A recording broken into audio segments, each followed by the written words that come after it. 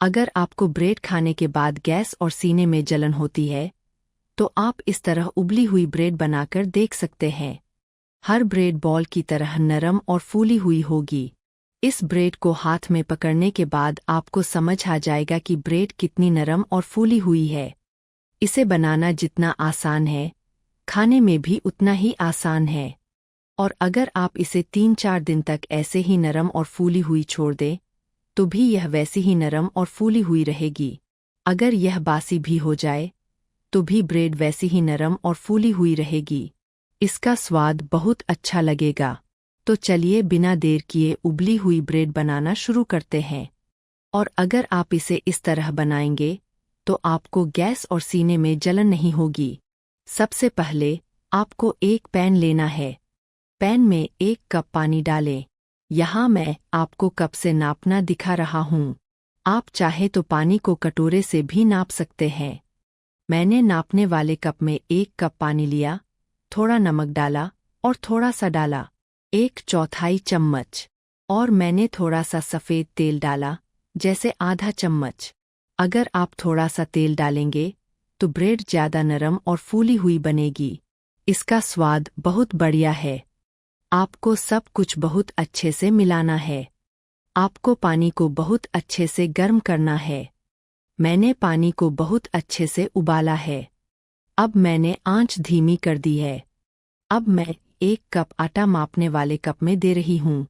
मैं यहाँ आटे से बना हुआ दिखा रही हूँ। आप चाहे तो आटे में आटा भी मिला सकते हैं, लेकिन अगर आप आटे से रोटी बनाते हैं, तो इसका स्वाद ज़्यादा अच्छा आएगा। सारा आटा डालने के बाद अब आपको इसे बहुत अच्छे से मिलाना है।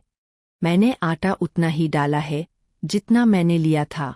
इस तरह से सब कुछ बहुत अच्छे से धीमी आंच पर मिलाए। फिर आपको आंच बंद कर देनी है।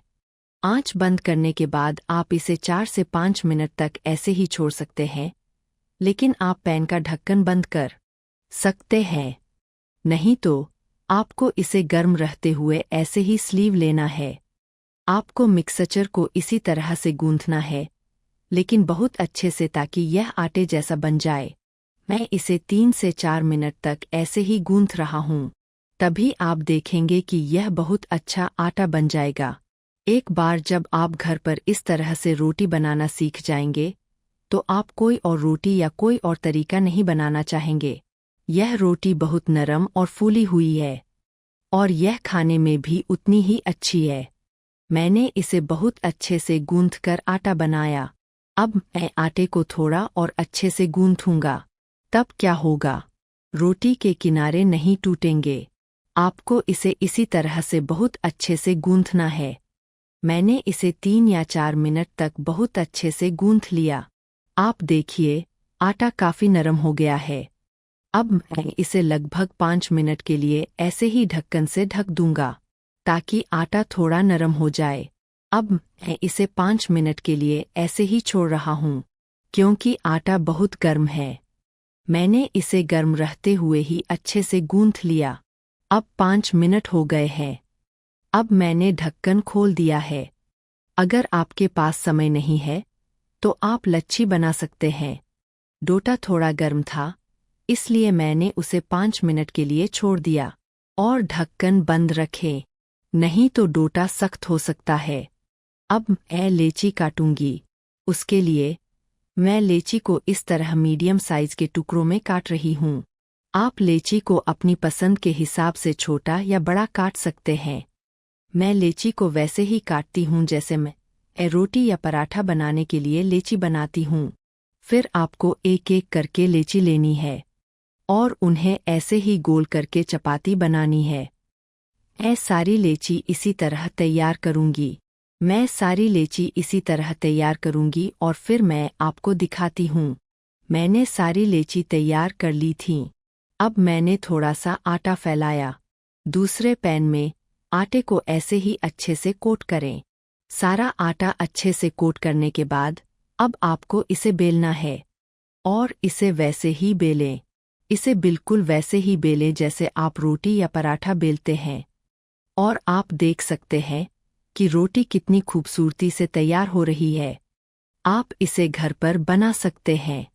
एक बार जब आप ये रोटियां घर पर बना लेंगे तो आपको कोई और रोटी खाना पसंद नहीं आएगा, क्योंकि ये रोटियां बहुत नरम और फूली हुई हैं। मैं सारी रोटियां इसी तरह बेलूंगा। यह रोटी तैयार है। अब मैं इसे एक तरफ रख रहा हूँ। बाकी रोटियों को भी इसी तरह बेले और फिर मैं आपको दिखाऊंगा। और आप देख सकते हैं कि रोटी कितनी पतली है, लेकिन आप इसे देखकर बता सकते हैं। मैंने सारी रोटियां बेल लीं। अब मैं रोटी को फ्राई भी कर रहा हूँ और आपको दिखा रहा हूँ कि रोटी कितनी खूबसूरती से खुल रही है और फूल रही है। सबसे पहले मैंने गैस ओवन पर एक पैन रखा। मैंने एक रोटी को पैन पर रखा, पहले इसे पलटा और दोनों तरफ से हल्का सा फ्राई किया। और ऐसे ही आपको इसे 10 से 15 सेकंड के लिए उल्टा करना है, नहीं तो ब्रेड का एक साइड जल सकता है। आंच मीडियम से तेज रखें और इसे ऐसे ही थोड़ा दबाएं और आप देखेंगे कि ब्रेड बहुत अच्छे से बॉल की तरह फूल रही है। मैंने इसे पैन में बनाकर दिखाया। अब आप ब्रेड को कहीं भी रख सकते हैं। इसे हॉट पॉट में रखने की ज़रूरत नहीं है। इसे नॉर्मल प्लेट में रखें।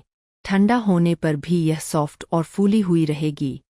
मैं इसे हॉट पॉट में नहीं डाल रहा हूँ, मैं बस इसे प्लेट में रख रहा हूँ। फिर से मैं आपको इसी तरह ब्रेड फ्राई करना दिखा रहा हूँ।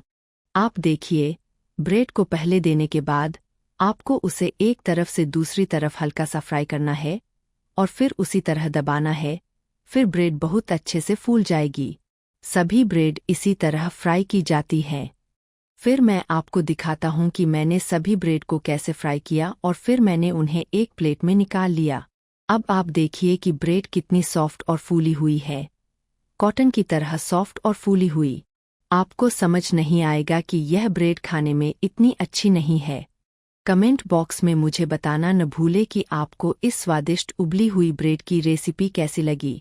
और अगर आपको यह पसंद आई, अगर आप फेसबुक पर रेसिपी देख रहे हैं तो प्लीज़ पेज को फॉलो करें।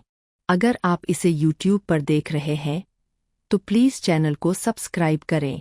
नई रेसिपी के अपडेट सबसे पहले पाने के लिए उसके बगल में बेल आइकन दबाएं।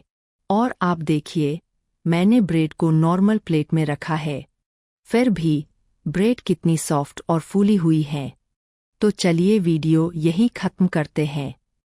मैं आपसे फिर मिल रहा हूँ एक नई रेसिपी के साथ।